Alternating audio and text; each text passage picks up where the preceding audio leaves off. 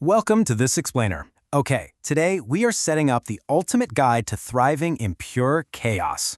We live in a world that feels increasingly unpredictable, and honestly, most of us spend an enormous amount of energy just trying to avoid that unpredictability. But what if we've got it all completely backward? Today we're unpacking the absolutely profound ideas from Nassim Nicholas Taleb's groundbreaking work, Antifragile, Things That Gain from Disorder. So if you want to know how to stop fearing volatility and actually start using it to your advantage, you are in exactly the right place. Because think about it.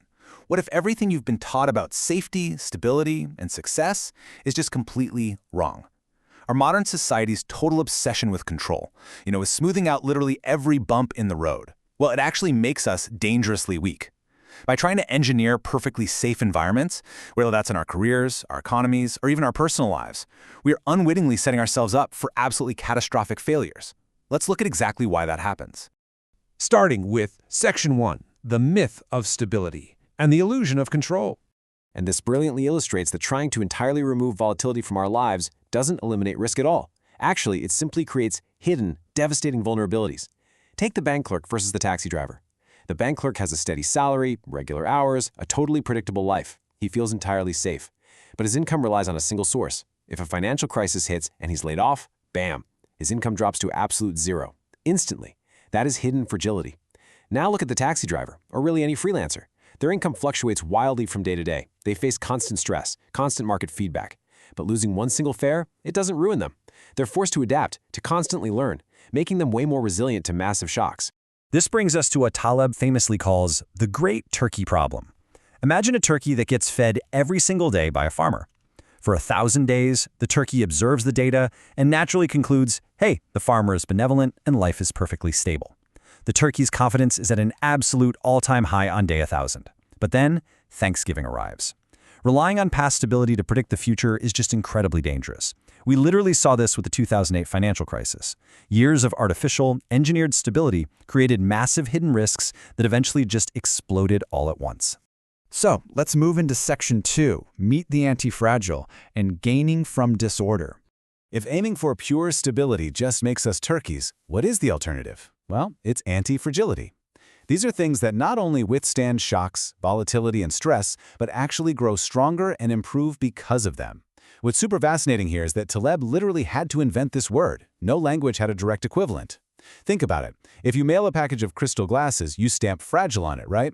So what's the exact opposite? Most people would say robust or strong. But robust just means it doesn't break when dropped. It doesn't get better. Antifragile means the package would actually upgrade its contents every single time the delivery driver kicked it. Okay, let's dive into this core framework. In the first state, we have the fragile. Its symbol is the sword of Damocles. Hanging by a single, tiny thread, it breaks under the slightest pressure. Next up is the robust, symbolized by the phoenix. It burns to ashes, but rises again exactly as it was. It survives, sure, but it stays exactly the same. And finally, we have the anti-fragile, perfectly symbolized by the hydra. You cut off one head and two more grow back. It actually craves the stress to multiply its power. So ask yourself, which of these states do you currently identify with in your career, your finances, or even your health? That brings us to Section 3, Beware the Black Swan, and the Limits of Prediction. So why is relying on predictions just a total fool's errand? The reality is, expert forecasts consistently fail us in complex environments because we live in a world totally dominated by black swans. These are rare, highly unpredictable, incredibly high-impact events. Think pandemics or massive market crashes. Yet we walk around with this illusion of understanding. We look back with hindsight bias and say, oh yeah, I totally knew that was going to happen, which tricks us into thinking the future is just as predictable. Spoiler alert, it isn't. We also oversimplify reality and rely on fragile experts, forecasters who have zero personal risk, absolutely no skin in the game if their predictions turn out to be completely wrong. Taleb actually introduces a character named Fat Tony, the street-smart guy who profits not by trying to predict the future, but simply by looking for fragile systems and betting that they're eventually going to break. As Taleb puts it, if there is something in nature you don't understand, odds are it makes sense in a deeper way that is beyond your understanding. Nature itself is kind of the ultimate anti-fragile system. I mean, evolution relies on randomness, on trial and error to build stronger species. So instead of constantly trying to accurately predict the unpredictable, we have to align with nature's messy logic. We need to build our own systems that use randomness as fuel. Which leads into Section 4, Less is actually more. The power of subtraction. Very often, the absolute best improvements come from removing bad things rather than constantly trying to invent and add new ones. This brings us to a massively powerful concept called via negativa. It's simply the principle of improvement by subtraction. Modern society suffers deeply from what we can call naive intervention. We always want to do something, right? We think adding a new pill, passing a new law, or creating some complex new financial regulation is the magic answer. But forcing a solution often causes way more unintended harm than just stepping back. In so many cases, better health is achieved by removing smoking or cutting out junk food, rather than adding some flashy new miracle supplement. Let's move to and see how this builds into a highly actionable, step-by-step framework for applying via negativa. Step 1. Identify the bad habits, toxic inputs, and catastrophic risks in your life or business. Step 2. Remove them entirely from your system. Just get rid of them. Step 3. Win by simply not dying. I know it sounds blunt, but in business, health, and personal finance, mere survival is the ultimate prerequisite for success. By aggressively cutting out the things that make you fragile, like carrying high debt, keeping toxic relationships, or having a single point of failure in your business, you naturally become so much more robust. Moving on to Section 5, the barbell strategy and balancing extremes.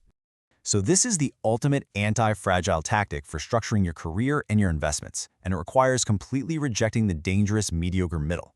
It's called the barbell strategy. You play it extremely safe on one side and extremely aggressive on the other.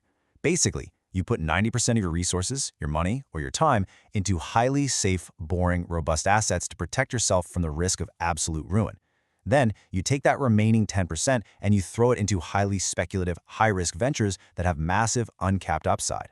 What you entirely avoid is the middle ground. Those moderate-risk investments can still completely blow up in your face, but they offer zero extreme rewards. This barbell approach perfectly positions you to capture massive, asymmetrical upside. If I have nothing to lose, then it's all upside. This connects directly back to the ancient Stoic philosopher Seneca. Seneca was incredibly wealthy, but he regularly practiced living as if he had lost absolutely everything. Mentally and structurally, he just wrote off his downside. If you structure your life so that the absolute worst-case scenario is perfectly acceptable to you, well, you become virtually untouchable. You are completely free to take bold swings with that 10%, because the safe 90% guarantees your survival. Now for our final section, Section 6, embracing life's chaos and developing the anti-fragile mindset. So how do we actually take everything we've learned and adopt this mindset permanently? Well, you have to ask yourself, are you living your life as a tourist or as a flaneur? The tourist goes on vacation with a strict, minute-by-minute itinerary. If it rains or a museum happens to be closed, their entire day is completely ruined. They're shattered by surprise. The flaneur, on the other hand, is a wanderer.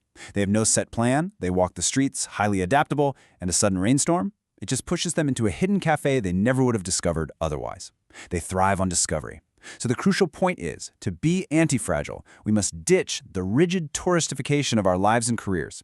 Stop trying to strictly script the next 20 years and start positioning yourself to seize hidden opportunities as they naturally emerge.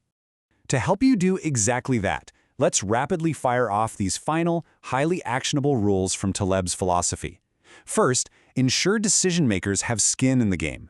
Never, ever trust someone giving advice who doesn't pay a price if they're wrong. Second, value trial and error over academic theory. Actually doing things in the real world teaches you way more than any textbook ever could.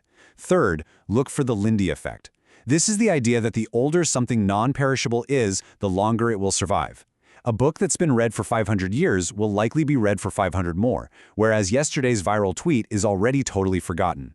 Fourth, embrace small, frequent stressors. Just like lifting weights builds muscle, small daily challenges build your resilience. And finally, protect your optionality at all costs. Always have multiple paths, multiple skills, and multiple options open to you. Difficulty is what wakes up the genius. This is just such a powerful truth. When we overprotect ourselves, our kids, or our businesses, we are actually crushing human potential. We're removing the very friction that is absolutely required to spark innovation and growth. A life without challenge isn't a safe life, it's a stagnant one. And that brings us to our final thought for this explainer. A candle is easily blown out by the wind, but a raging fire, it is fueled by it. You cannot control the chaotic winds of this highly unpredictable world. but you absolutely can choose how you are built to receive them. Let me leave you with this. Are you hiding from the wind or letting it fuel your fire?